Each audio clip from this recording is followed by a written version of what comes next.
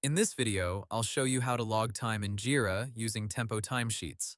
First, open Jira and log into your account. Make sure Tempo Timesheets is installed in your Jira workspace and that you have permission to log time on issues. If you do not see Tempo options, your Jira admin may need to enable access for your account. Next, open the Jira issue you worked on. This could be a task, story, bug, or any other ticket assigned to your project.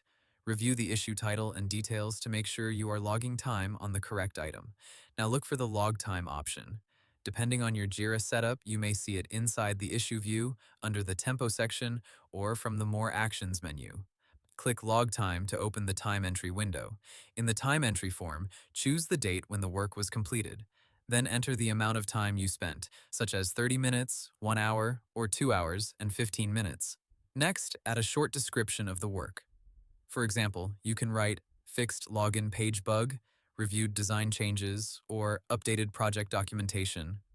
Keep it clear because this helps managers and teammates understand what was done. If your company uses accounts, work attributes, or billing categories in Tempo, fill in those fields as required.